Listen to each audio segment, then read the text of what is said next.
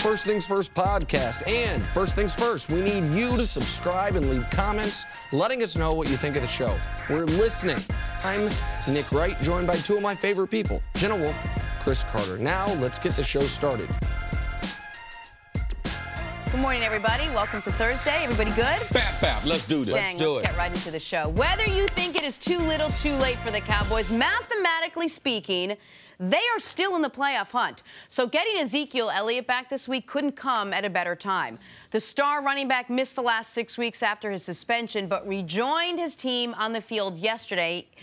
If Dallas wants any chance at the playoffs, they need to finish with wins against the Seahawks and Eagles. And that's all Zeke wants to focus on, and certainly all he wants to talk about. Take a listen. I'm not really going to talk about it. It's behind me.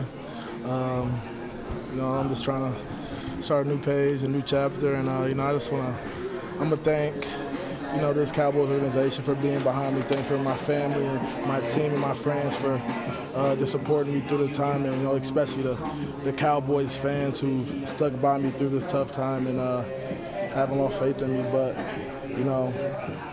I'm not talking about it anymore. This is gonna be the last time you hear me speak about it. So please don't even ask me about it.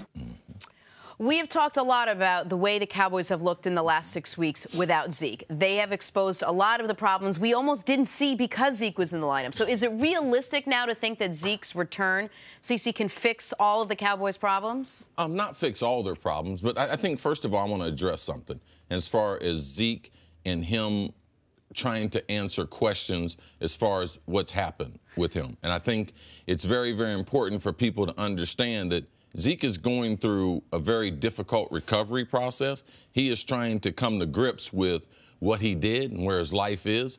And part of the moving on process, I know he's doing this behind the scenes, so it's hard for him to try to relive that in front of the media. So if you try to ask him questions as far as what happened in the past, I know personally he is dealing with it. He's not trying to avoid it, and I believe that that will lead to him being successful on the field. If I thought that he hadn't dealt with it, if I didn't think that he had ongoing steps or measures to help him be a better person, I would let people know that. So I know that how hard he's working behind the scenes. I believe it will carry over to the football field. It won't cure all the woes that they have because it's about wins. Right now, they're at 8 wins. They need at least 10 wins, and 11 wins would have helped them. But Zeke is one of the best players in the NFL. Last week, we saw Aaron Rodgers joining a Green Bay team that was not a good team, and he wasn't enough to get them over the hump in Carolina. Dallas is not a bad team without Zeke. They're just not a great team. They're just not an explosive team. But Zeke has that power like quarterbacks do that would enhance the other player. He makes Witten better. He makes Dez better. He makes that defense better. I know we talk about Sean Lee, but Zeke has the same type of effect on that defense because time of possession. So I look for Zeke to come back, and because it's a running back, and they've been running the ball well without Zeke in the lineup, that he'll have a tremendous impact. But all the issues that Dallas has are not cured just by Zeke. People are going to focus on with Zeke back, how much better does Dak get? Because the story of the last 6 weeks has been Dak's play dropping off a cliff without Zeke. But something, Cris, you had been pointing out all year long was the Cowboys and 30 carries. The Cowboys and 30 carries and what it does for their defense. And so our great statistician Dusty put this together now that Zeke is coming back. The Cowboys with at least 30 carries, their defense allows 16 points per game. With less than 30 carries, they allow 31 points per game. They allow 100 more yards per game on defense when they have fewer than 30 carries, when they have 30 plus. And their record is 7-1 with at least 30 carries and 1-5 with less than 30 carries. So I say that to say this. I do believe Zeke will help Dak. I also think we have the reason to believe Zeke will help the defense. So maybe cure everything. He's not going to make Jason Garrett necessarily be more than clapping on the sideline. He's not going to fix maybe a tepid home field advantage for Dallas. But he is, as Eric Mangini is going to join us later today, he is absolutely a force multiplier even for guys on the other side of the ball. We use it a lot on the show. Well, ever since Coach Mangini defined it for us, it's a guy, he uses the example of you pay a quarterback $20 million, and then you hear the commentary be, he needs better players around him. You want guys, your best guys, to be someone that makes everyone around them better. To use the quarterback example, a great one-to-one be Deshaun Watson in Houston this year. Wow. You saw that defense, that offensive line, the wide receivers, everyone get better when he was out there. Those same players, when he wasn't out there, not playing like that. Zeke seemingly can do that not only for Dak, but also for the guys on the defensive side of the ball. And not just the defensive side of the ball. And something you said yesterday when we heard what Des Bryant said about how excited he was to have Ezekiel Elliott back, that it would maybe lift some of the pressure off him. And you had an issue with that, saying you should want the ball all the time, whether a guy's coming back or not. It not only helps the defense, but I would imagine on the surface it helps the offense. It's less pressure on the wide receivers who've had a really shaky season. I don't want to say the last 6 weeks season. But then on the flip side, is it almost like, oh, well, we don't have to do as much because Zeke's going to come back and he's going to take the brunt of the workload? No, I mean, they still have an athlete's mentality. The better your chances are, the better athletes that you have. They know they still have to play, but Zeke not only brings the 30 carries back, but he brings the big play back. A lot of the runs the Cowboys have, when Zeke's not in there, they might get 8 to 15 yards. But with Zeke, that might be 25 to 40. So if he can run the ball into the red zone, that makes the tight end, Witten, better. That makes Dez better. No, they're going to do their job, but the amount of work that they have to do, it's decreased a little bit because of Zeke and his overall ability. Well, and if we go back to the Giants game, the fourth quarter of the Giants game, where the Cowboys had those explosive run-after-catch plays. Yes, 3 of them. 2 of those in particular, the Beasley play and the Des Bryant play, if I'm remembering it in my head correctly, and I'm almost sure I am, it was a single high safety. Yes. They were trying to defend the run. Yes. So playing man-to-man. Man-to-man, 1 high safety. You're going to see that defensive alignment so much more often with Zeke on the field. Yes. And so guys that aren't great after the catch, if you only have to make one guy miss, you don't have to make the corner miss and then have a safety coming downhill at you. That's going to allow guys that Dez, who's on the other side of it, Cole Beasley, who's just not an explosive player. Witten's not going to make anyone miss no matter the alignment. But those guys give them more opportunities to not have to make 2 guys miss. Break 1 tackle, and then you can get those yards after catch, which is something the Cowboys had struggled at all year long. Let's take this from the other side. Tell me as a player what's going through Zeke's head right now. Is Zeke going to just pick up where he left off? I know we talked about how the running back is a position where you could seamlessly transition right back onto the field, but it's been an emotional 6 weeks for him. You said yourself, like stuff that we don't know, that he's done a lot of thinking, and whether he's remorseful or not, he's done a lot of playing games in his head right now just to get himself in the right frame of mind. Talk to me about what his approach is to now returning to the field. I would think of one game, and it was the preseason game his rookie year. I think it was the 3rd game against Seattle. I remember that. And, I mean, the 3rd game in Seattle, it's almost like a dress rehearsal for the first game of the season. Now, Zeke did a little wandering around town about, before the game. But on the field, he sent a message to the National Football League, and especially to the Seattle Seahawks. I mean, he tried to run through Cam Chancellor and a couple other guys. In that game, he sent the message that I'm for real. I'm not just some great college player.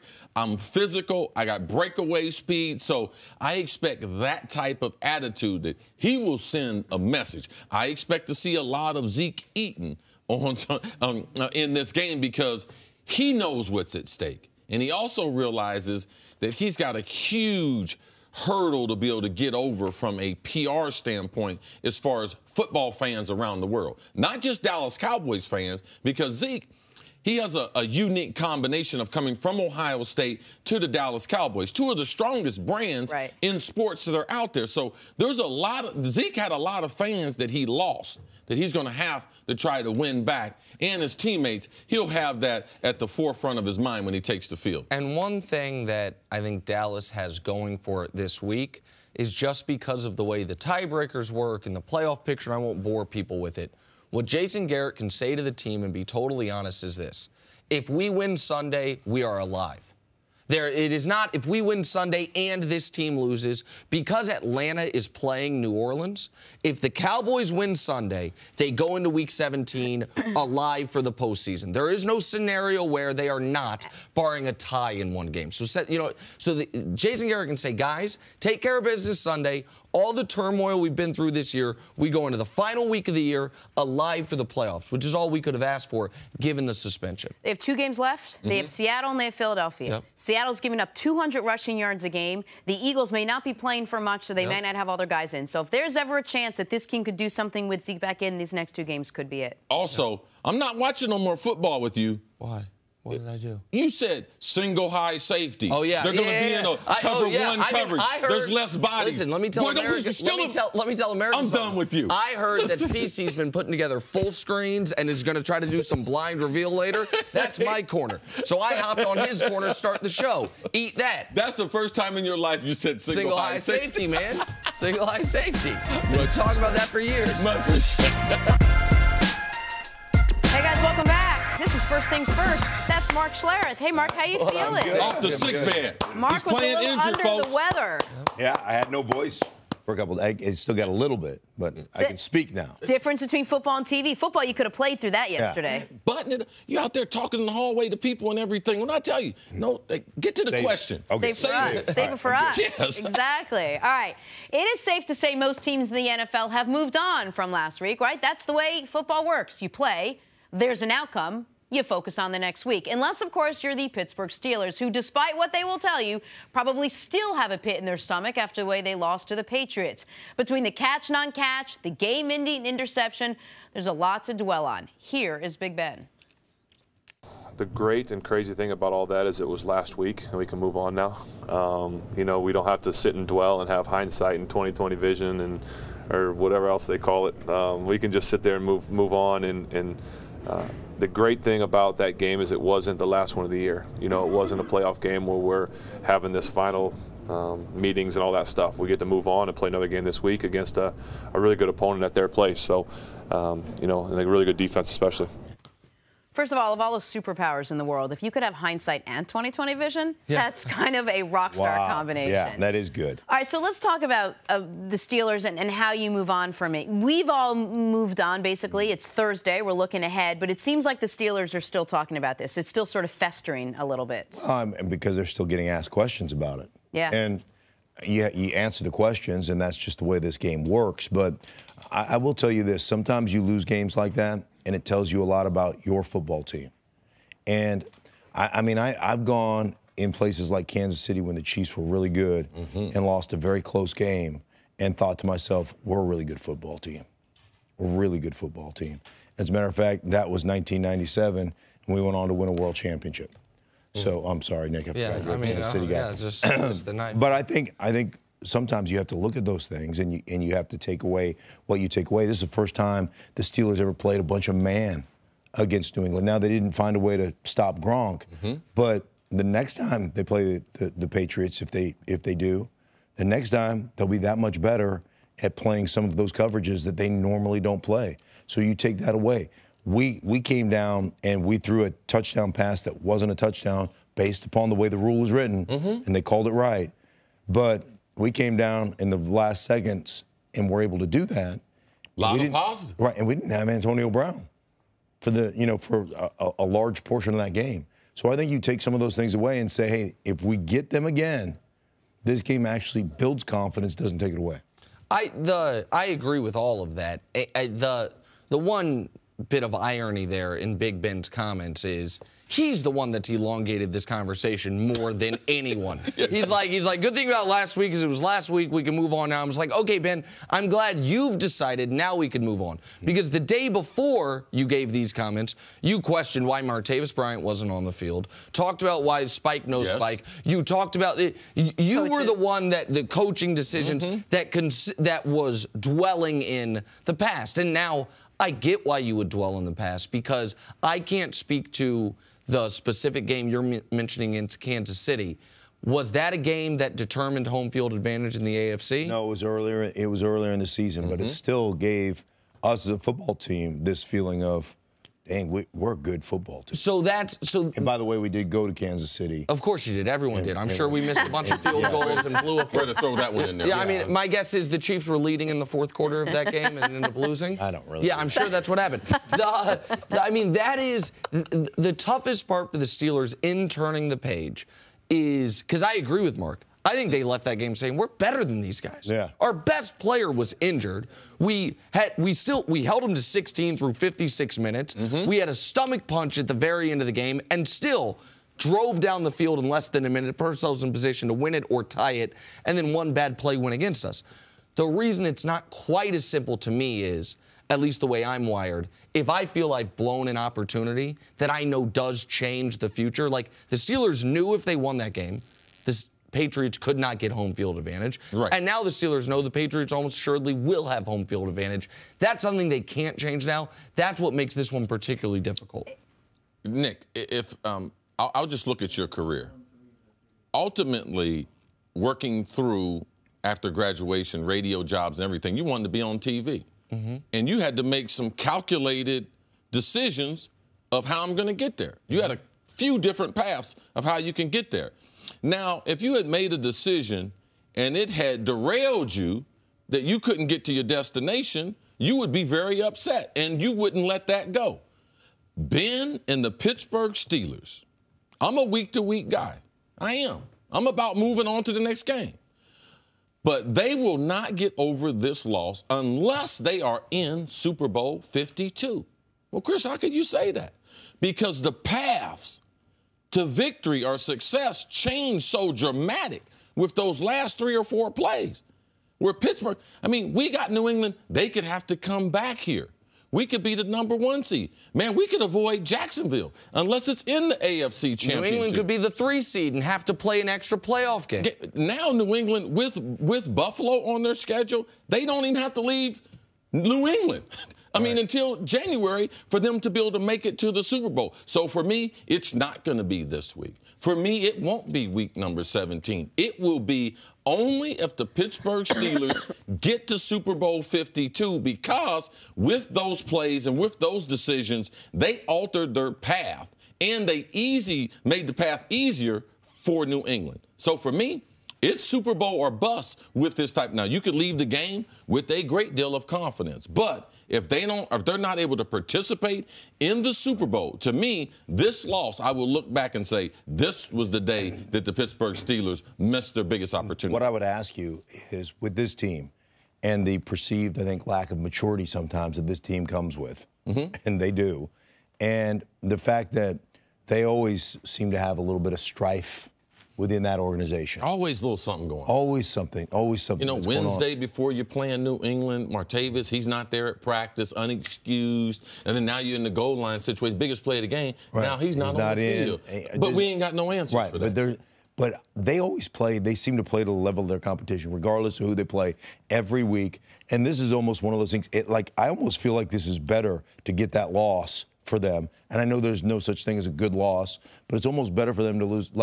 I would fear if they won this game going away, that would be it. That'd be their season. There's nothing that would motivate them the next time they meet, if in fact they did. So that's what I was going to say, and that's my question to both of you as players. You said, well, at least they can walk away from this game knowing, hey, we're the better team, we're the more talented team. I would think that's a bigger gut punch than if they just got beat and now they can go work on something. Doesn't that sting a little bit more, knowing we really should have? That's why I think it stays in you a little bit longer. If you lose to a team that you feel you're better than? Yeah, then as opposed to just getting beat. So now you're right. If they had, won that game, maybe their confidence is all set and maybe they blow it because they do play up and down to their competition moving forward. But now in the back of their mind, they know Tom Brady is 11-2 against the Steelers. And I know a lot of the players be like, oh, I wasn't here for that. But you know what? You just got to witness last week who Tom Brady is. So even if you just got there, the image of Tom Brady and the fear of Tom Brady, it's real. So I'm looking forward. Pittsburgh, they got to get to the Super Bowl because they made the path so much easier for New England, and that is because of a team called Jacksonville. Yep. And you want to be able to avoid them. Lakers came, Lakers saw. Lakers conquered the team with the best record Brother in the can't comment on his own NBA. show. The Houston Rockets, they knocked them off 122-116. Protecting you. Lonzo Ball, the second overall pick last year, because we love you. He was okay. 16 points, 9 boards, 4 assists. Fellow rookie Kyle Kuzma, 27th overall pick. Considerably better than okay. 38 points, 7 of 10 from 3. Joe, can you move to your right just like 5 inches? It spoiled a 51-point night for James Harden. Here's Kuzma after the game. Lastly, for you, Kyle, 38 tonight, as I mentioned. Did you expect this from yourself as a rookie this fast? Did you expect to be able to have games like this? Oh, yeah. No problem? Yeah, no problem, yeah. Appreciate it, man. Yep. Yeah. No problem. You know what else is not a problem? Confidence is not a problem. No. No problem. That's nothing. 38, drop that any day. What is it, a day of the week? CC, how impressed were you with the Lakers last night? Very impressed. I wish that, and it's been bothering me for a few weeks, that Kuzma doesn't get the attention, and he's not in the marquee when we talk about the Lakers. And even you watch the highlights. I mean, he dropped 38, and we didn't even do him justice in the highlights. We got a couple Lonzo highlights in there. They shouldn't even be in there. Like, this is a Lakers story that's bigger than Lonzo. So why do you think that is? Oh, come on. It's just people trying to make the news. Like, that's not the story. But when you watch the game and you watch the Lakers, he's having a phenomenal rookie season. He's the best rookie on their team. Yes, he got drafted after Lonzo. Yes, the general manager, Magic Johnson, didn't say this guy's number's going to be in the rafters. But, man, this guy is a tremendous basketball player. He's 3 or 4 inches taller than Lonzo. He can shoot better than him. Like, he can rebound as good as him. So what he provides for a team, and he's going to be the key if the Lakers are able to get another superstar or two, because they're not going to go there because of Lonzo. They're going to go there because of Kuzma and Ingram. Now, one of these guys might be traded, but because of their potential, that should be part of the story, and we just haven't gave him enough justice. He is having a great rookie years when most of the rookies are struggling. And there's another rookie. The only rookie scoring more points per game than Kyle Kuzma is Donovan Mitchell. Yes. Guy in Utah. Another guy that he wasn't a late first-round pick like Kuzma. He was a late lottery pick. He doesn't get discussed at all. Like, this is the reality is I get why we talk about Lonzo. Lonzo was a star even prior to his dad being who his dad is. He was a star at UCLA. The hype surrounding him being the number 2 overall pick. But my biggest, I was very impressed with what the Lakers did, most notably because, so I watched this game. This is a game on NBA TV, and so anyone could see it. If you watched it, the Lakers were up 20 early. Yes. They blew that lead. The Rockets came back. And typically when you're a mediocre or bad team. And a young team. And you're playing a great team. If you once you build that lead, you're just trying not to let go of the rope. Yep. Like, just hold on to the rope. But once the other team comes and takes the lead back, it's then over. So the Lakers had a 20-point lead. Rockets quickly took it back. Yes. And then the Lakers in the second half, in a close game, just outplayed them. So I was impressed by that. But I just want to build off one thing CeCe said. You mentioned superstars coming to the Lakers. If I said to you going into the year, listen, the Lakers are going to have the number 2 in the league points per game rookie, the number 2 player efficiency in the league rookie. Does that enhance their chances of getting LeBron? Everyone would be like, oh, of course. Absolutely. Well, they do have that. But it's Kuzma. Not Lonzo. Like, if Kuzma and Lonzo's stats were flipped, right? We would, first of all, we wouldn't be killing Kuzma with Lonzo's numbers. We're like, hey, that's a hell of a season for the 27th overall Solid. pick. And if Lonzo was having Kuzma's numbers, we'd be like, see, this guy is the star we thought he would be. I spoke it into existence. Exactly right. And the Lakers, we would be much more bullish on their future. Yes. Because Ingram has taken a step forward. Mm-hmm. They would have one rookie that we thought was going to be a star playing like a star, and another rookie that we didn't think much of playing relatively to draft position well. But because the stats are reversed, and people don't want to believe that Kuzma is what he's been now through 30-some games. They played 29 games, pardon me. And Lonzo, even though his numbers aren't horrible anymore, they're not, we've dissected him every day. We're kind of missing the forest for the trees that, oh, so the Lakers have the number 2 pick last year from Ingram, who's playing better, the number 2 pick from this year who's showing flashes, and then found money. The 27th pick of the NBA draft, that is not like the NFL draft. 27th pick of the NBA draft very often doesn't play 3 years in the league. Yes. Like, that is fringe whether or not they're going to have a career. And him doing what he's doing, second amongst rookies in points, fifth in rebounds, second amongst efficiency, that's a real thing. That means something for this guy and this team moving forward. One of the other things, excuse me, Jenna, one of the other things very impressive about his interview, if you would have asked Lonzo, did you see yourself scoring 38 points? He would have had to tell the truth and say, nah, not necessarily. This guy, listen to what he said. And just as calm as can be, you surprised? No. And that's something that I took note of because he said it with the humility, but also with the confidence that, oh, this will continue because this is where I saw myself, even though I was only the 27th. Do you want to see that in Lonzo? Do you want to see a little more confidence like they did? I just want to see what's natural. And to me, that was a natural interview. He's actually being himself. He's a star in the making. Sure. Lonzo, whatever comes natural to you. Like, if I thought I saw Lonzo in the interview say it and it was natural, then I would jump on it. But a lot of times, I don't think that we look at these interviews the right way because we see so many of them and we see so much people trying to say the right thing. But Kuzma, when they asked him, that was a question. Right. Man, did you see yourself scoring 38? Yes. And whoever asked the question was shocked. Yeah. Asked it again. Yes. And with the calmness that he said it, that's what I like. And I've enjoyed watching him. I just haven't had enough time to talk about him. And Nick and I have discussed him privately. It shouldn't be lost on anyone that the Lakers have quietly had a decent stretch. So they lost by 9 points to the Cavs. They lost by 2 points in overtime to the Warriors. They went out just now and beat the team with the best record in the NBA. Kyle Kuzma's putting up these numbers. Lonzo at least is turning a little bit of a corner. Does any of this look more appealing, do you think, to LeBron James? Because I know this is the one we're going to talk about as we end the season.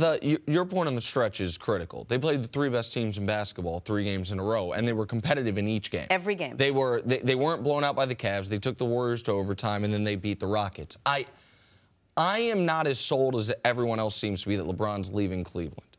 If he were to leave Cleveland, the Lakers are at least still a possibility. I don't think they are the overwhelming favorite, but Kuzma continues. LeBron doesn't care who the young star on the team is. It's not like LeBron's invested, it's got to be Lonzo. Like, if Kuzma turns into a star, like a real promising player, then yeah, I think that, of course, would be appealing to him. One thing is who the players are they have. LeBron is not overly interested in playing with young players. Not because he doesn't like young players and mentoring them. It's about championships for him. When you talk to him, you talk to his inner circle, it's about where can they win championship 4, 5, or 6. So the Lakers, yeah, they have talent, they have some assets, but LeBron's about some veteran players. As you see, I saw an interview with Gabrielle Union yesterday, and she talked about the impact of Dwayne Wade and LeBron with that relationship. She's like, they are peanut butter and jelly. They are so happy together. So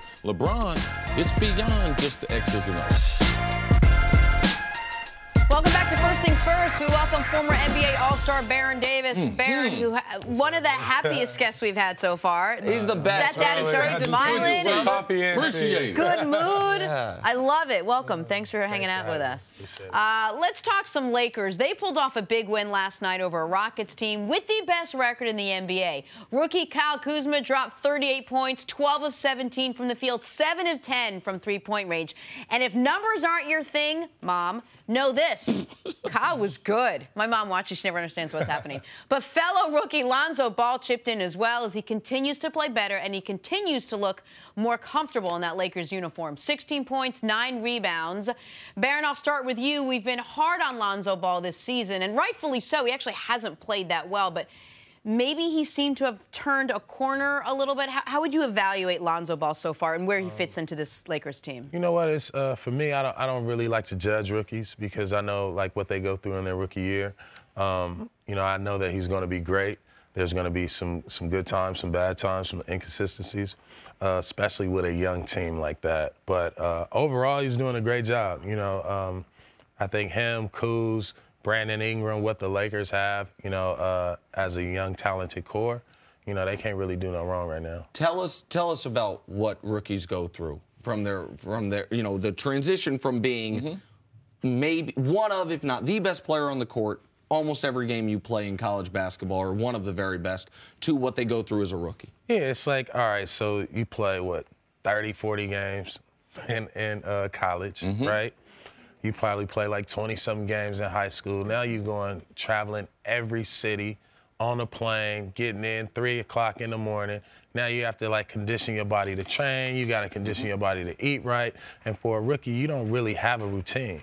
So being around veteran guys, things like that, that's how you learn. So year one is really like you become a sponge. Year two is like, okay, at least I have a routine to go by. And then year three, you'll see somebody. You'll really see his progression. Barrett, as the third overall pick, you kind of understand a little bit what pressure is like. And your pressure was probably different because maybe you didn't have a LeVar who was there traveling with you and making sure the media knew exactly what he wanted you to do. Can you just talk a little bit about the pressure that both the team and then the media and everyone else sort of places on you that keeps you from focusing just on basketball? But also, too, I remember you in high school. And I remember the hype on you before you went to college. Yeah. And you was a third pick. There was a lot of pressure on you coming into the pros. So I see there are some similarities outside of the father. I just wanted to add that. Yeah, of course. To that. I mean, it's, it's just pressure on wanting to do well. As a rookie, you want to come in, you want to play. You see other rookies doing well or doing better.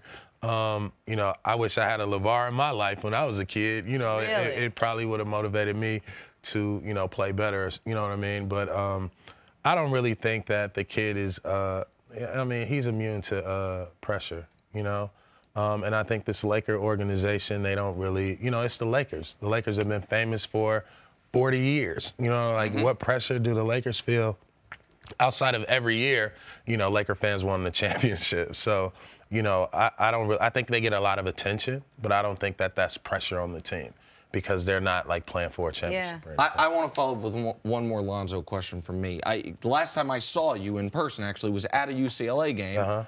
It was UCLA-Oregon. Yep. I think Dylan Brooks had a great game in that game. Who's playing for the Bulls now, I think. One thing that I didn't expect Lonzo to struggle with this year, and I've been keying on it, and maybe it sounds silly, but his free throws. Like, it's not like he was a 90% free throw shooter in college, but he was fine. And now in the pros, he's shooting right under 50%.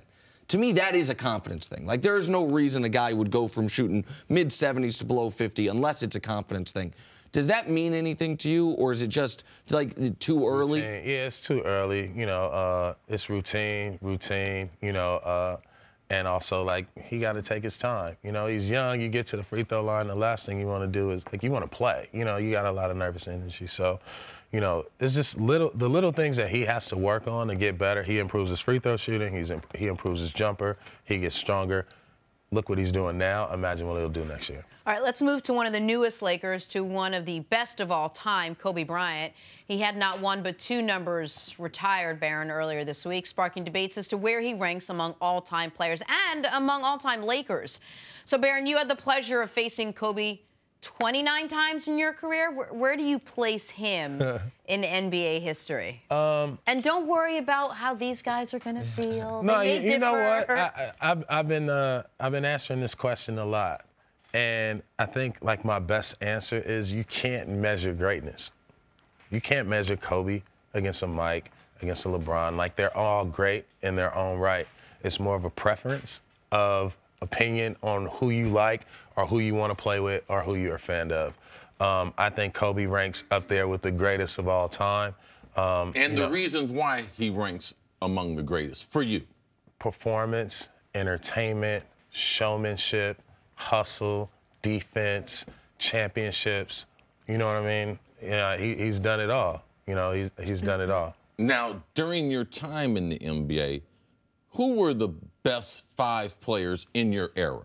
All right, forget about over the last 80 years. Yeah. In the era you played, and who were the 5 best players that you played against or Kobe. with? Yes. Allen Iverson. LeBron James. Tim Duncan. And Shaquille O'Neal. That's a hell of a list. That's a great It's a hell of a list. list. And it's tough to do those lists impromptu. Right. The Iverson thing, Iverson is, I think, a guy, and I know I don't want to spend a ton of time on Iverson, but he's a guy that I think there's the biggest discrepancy between what the general public thinks of Iverson and what players think of Iverson. I mean, to me, Iverson is my favorite. You know what I mean? People may not say he's the greatest of all time, but he's the greatest player to me because of what he represented for a culture of kids that came up that was like, you know what, like uniform. I got tattoos. You know, like I may not be able to play in the NBA. Like I made a mistake in high school, and now it's like I can be who I am. You know what I mean? I'm okay being who I am, being from where I'm from. Representing myself. And I think that he was the first person to kind of challenge the system. And at the same time, like give people buckets in the most entertaining. Like everything that he embodied was him. He didn't fake for nobody. Now, as far as challenging the system, LeBron James in year 15. Now, you tried to make a couple comebacks. Just try to explain to us what LeBron is doing at this age, because I know we don't understand, but you as a former NBA player and been out there and seeing it, what are we looking at right now? Man, you're looking at somebody in his prime, At year 15? He's in his prime. He's in his prime. How long is this going to last? It can last a long time, as long as he can run up and down the court, you know what I mean, and stay in shape. He's now continuing to evolve. So now his jumper, you know what I mean?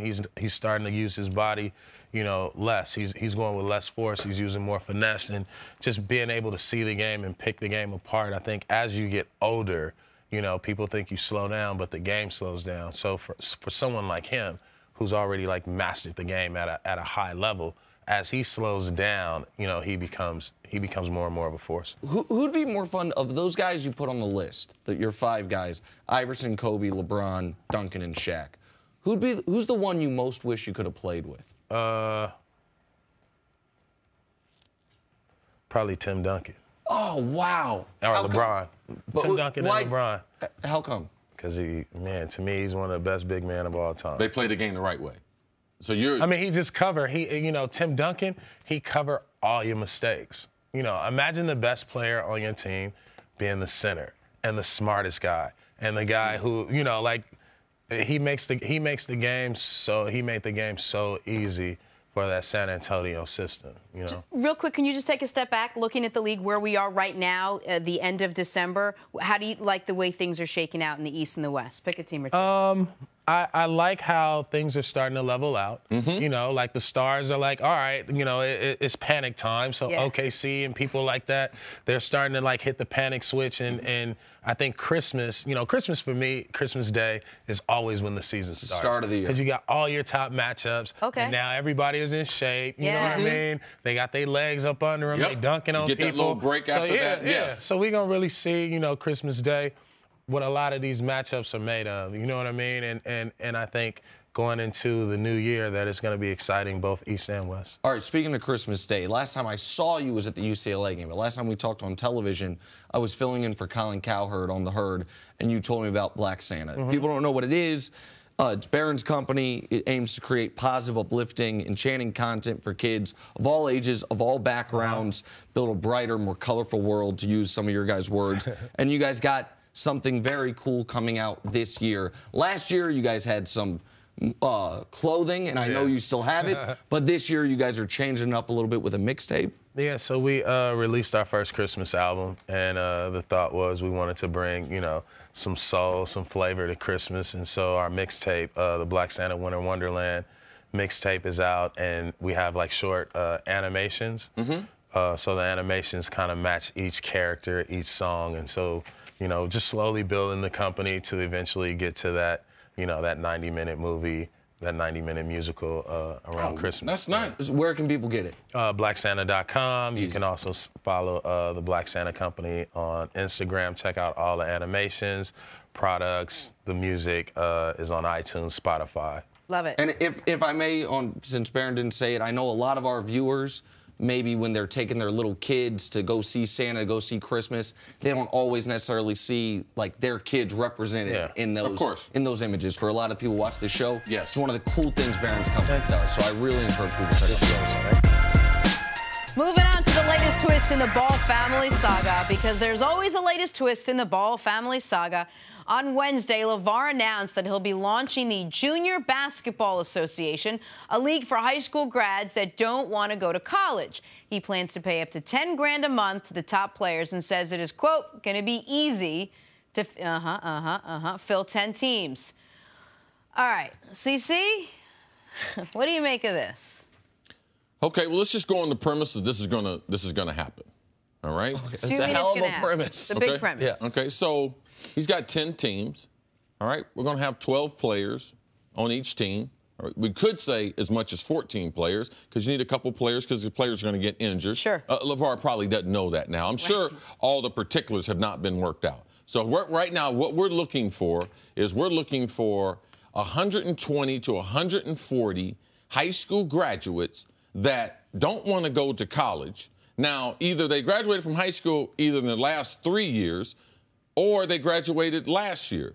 Now, why would I trust LeVar Ball with my career compared to going to John Calipari in Kentucky for 2 semesters, and he's saying his top player is going to get 10 grand, the bottom player is going to get 3 grand a month. Let's say the season's 6 months. Right, which is probably longer than it would be. Yeah, let's just say that as a bookmark. When people hear 10 grand a month, you think, 120 grand.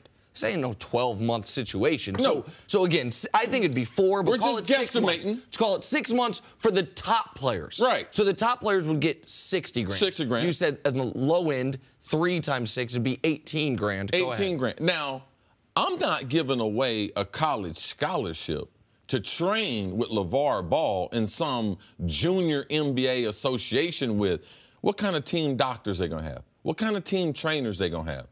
Is he coaching one of the teams? What's the travel? Where do you get the 10 coaches from? First, we got to make these teams. Forget about travel.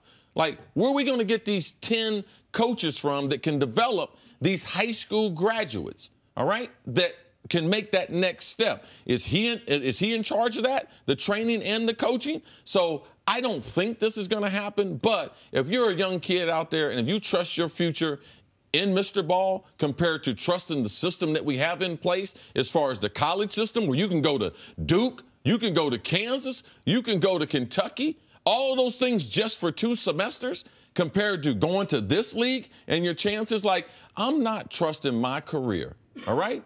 All right, he's not my dad. He can't make me do that. He can't make me go to Lithuania, all right? Kids need their education, and trying to promote a league that's taking education away from kids, that is not a successful route to a journey in life. Education should be promoted. It shouldn't be taken away from kids. Now, I'm not giving away my scholarship, and I know through Coach Cal and other coaches, when you sign to go to Kentucky, that's a 4 to 6 year commitment. Even if you go pro, University of Kentucky will allow you to come back and get your degree, and they will pay for it. So why would you go to a junior association that's not going to pay for any of your education? And how can Mr. Ball think that a kid without an education is going to be successful in neither America? of his 2 kids he pulled them from school. And so, well, here's the other part of it. I bet people right now are yelling at their TVs, oh, the guys that could go to Kentucky and Kansas and Duke, those aren't the guys that are playing in this league. It's the smaller school guys. Well, the smaller school guys are the ones that definitely need the degree. Because they're not going pro. Like it's so obvious. But here's the thing. This is the second thing LeVar has done that theoretically, I love the idea of it. I love the idea theoretically. Hold on, CC, just hear me out on this before you start shaking your head. I love the idea of someone trying to challenge the NCAA paradigm.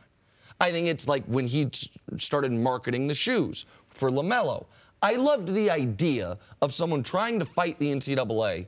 Forget the school paying the player. Why can't a separate entity pay my son the way a kid on I was on every academic scholarship Syracuse offered. I still got paid to do radio. I didn't lose my student eligibility at the student radio station. I want that fight to be had. But LeVar wasn't interested in that fight. He then just moved the kid to Lithuania. I like the idea of there being a well-funded, well-run alternative for kids that don't want to do the one-and-done situation. But this is not going to be that. You started this on the premise of, let's assume it's going to happen. I would lay 100 to 1. This is not actually going to happen. But if it were to happen, it is, again, from the way I can think of it, and maybe we'll all be proven wrong, this is good for one person. It's good for LeVar because we're talking about him again.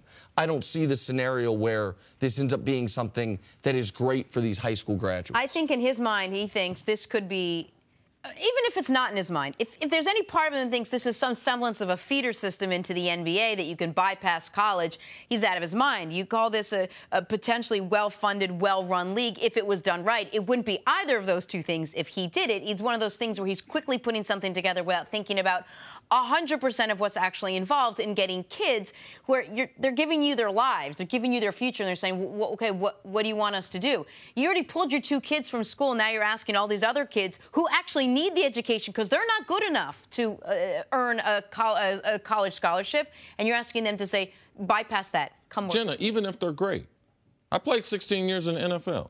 I majored in communication and broadcasting at Ohio State. I've been in broadcasting 16 years.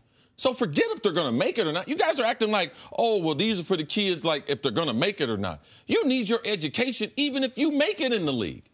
I mean, when are we going to, as a society, put the importance on education? The education is more important than the athletics. Why? Because you're going to be living a lot longer than you're going to be dribbling and shooting, catching passes. All right? And that, I know, as one of the greatest athletes that's ever played in the NFL, my education was far more important than the platform that Ohio State gave me.